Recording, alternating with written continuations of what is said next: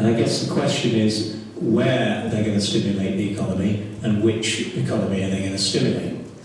And so here is some sort of analysis of trying to look at the announced figures and whether they are investing, if you like, in clean technology or whether they are investing in some other part, which varies hugely geographically.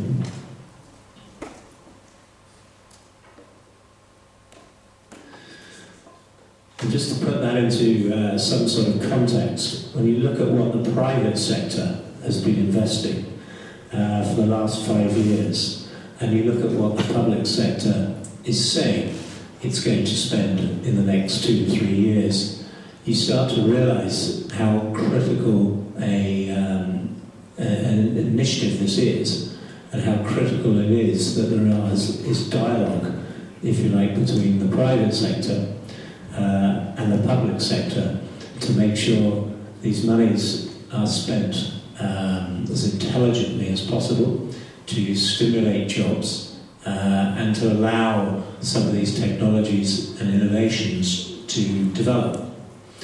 Vis-a-vis transportation itself, I could be referring in different places to initiatives relating to rail. I could be referring to initiatives relating to aviation and biofuels. But critically, one of the areas that may come up in discussion later is really about the decentralization of energy, and particularly through the smart grids, given that electric vehicles are clearly looking to tap into the grid.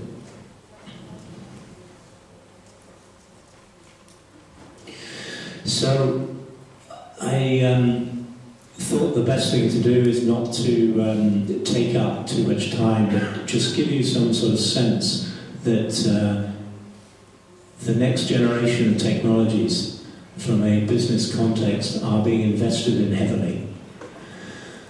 That I think we can get into discussion on this, that we are actually at a very early wave in this market, and which is perhaps why I and many others are choosing to spend their working lives within it.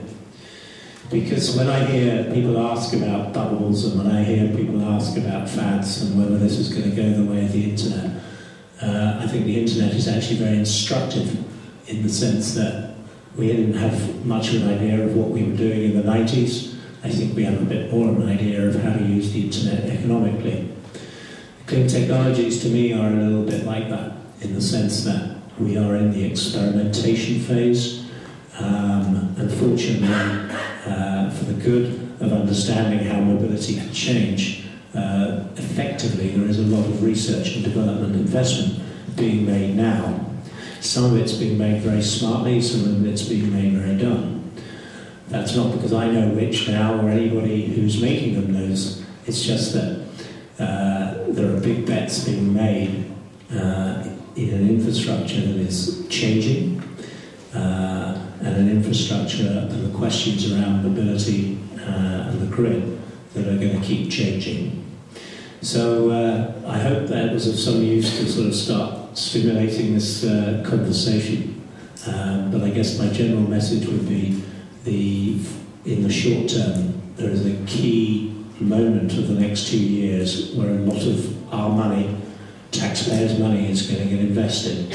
There is a lot of private money looking to invest in the technologies for the benefit of consumers, for the benefit of cities, for the benefit of corporates. And it's really everybody's role in this room this evening to try and make sure they are spent as smartly as possible.